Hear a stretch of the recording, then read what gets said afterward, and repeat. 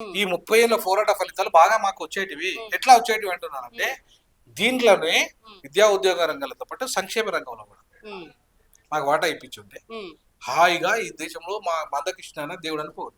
Parliament వచ్చుంటే అరే ఇవాళ నువ్వు పార్లమెంట్ లో చట్టమే తెలియదు, నువ్వు పనికిరాని జడ్జిమెంట్ ఇది, తూతు మాత్రమైన జడ్జిమెంట్, నువ్వు తుమ్మితే ఉడిపోయే జడ్జిమెంట్ ఇది, దీనికి ఒక శాంక్టిటీ లేదు. అట్లాంటి జడ్జిమెంట్ కనీసం రాష్ట్రాలు చెయ్యాలని చెప్పలేదు, చేసుకోవచ్చు అని చెప్పింది.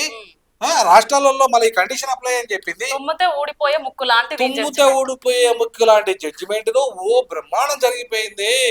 మొత్తం మహాత్ముడు మందకృష్ణన్న, అంబేద్కర్ తర్వాత మరో అంబేద్కర్ అని నేను ఎట్లా పొగడాలమ్మా? నేను ఎట్లా నా జాతికి చెప్పాలి? ఇంత దుర్మార్గమైన అన్యాయం జరుగుతూ ఉంటే మాట్లాడేది మందకృష్ణన్న కావచ్చు, వాళ్ళ మహానాడు కావచ్చు, దళిత సంఘాలు కావచ్చు.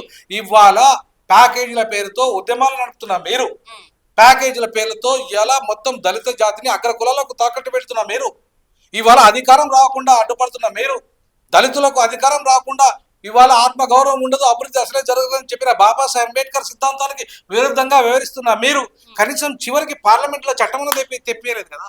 ఒక కనీసం శాస్త్రంగా అరే మా దళిత జాతులంతా ప్రభుత్వాలు ఉన్నంత వరకు, అటు కేంద్ర ప్రభుత్వం ఉన్నంత వరకు, ఇటు రాష్ట్ర ప్రభుత్వాలు ఉన్నంత వరకు, ప్రభుత్వ ఉద్యోగాలు ఉన్నంత వరకు, ప్రైవేట్ రంగం 90% అయిపోయింది. ఇప్పుడే 90% అయిపోయింది. రేపు నాకు తెలిసి బీజేపీ ఇంకా 0 చేస్తుంది, ప్రభుత్వ ఉద్యోగాలు ఉండనియది, మొత్తం ప్రైవేట్ పరం చేసేస్తుంది. ఆ రాష్ట్రాలలో కూడా మొత్తం అట్లనే అదే విధానాలు ఉన్నాయి. ఇవాళ రేవంత్ రెడ్డి ఇంతగానో నేను తురుంకాను, నేను అది ఇది అంటుండే కదా, ప్రైవేట్ రంగంలో రిజర్వేషన్ దేవాలని మల్లురా వెంటాడు కదా, నేను ఆ ఉద్యమం నడుపుతాను మందకృష్ణ అంటాడు కదా. నేను అంటాను ఈ సందర్భంగా, ప్రైవేట్ యూనివర్సిటీ బిల్లు తెచ్చింది ఎవరు? అంతకుముందు బీఆర్ఎస్. ఇప్పుడు నువ్వు ప్రైవేట్ బిల్లును మొన్న ఆమోదించిందే నువ్వే కదా, ఐదు కొత్త యూనివర్సిటీ ఇచ్చింది నువ్వే కదా, రేవంత్ రెడ్డి కదా. మరి దాంట్లో ఎందుకు రిజర్వేషన్ పెట్టలే? నీకు చిత్తశుద్ధి ఉండే రేవంత్ రెడ్డి. నువ్వు ప్రైవేటు, ఇప్పుడు మల్లారావు గారిని కూడా అదే అడుగుతున్నా, మందకృష్ణ కూడా అదే అడుగుతా, మీరు ప్రైవేట్ రంగంలో రిజర్వేషన్ కావాలంటారు కదా, సంతోషమే.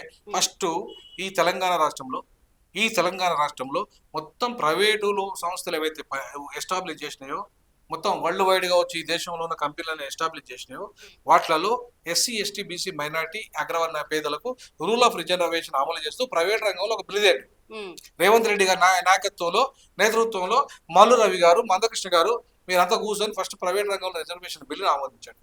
అప్పుడు మిమ్మల్ని నేను దేవుళ్ళని మొక్కుతాను.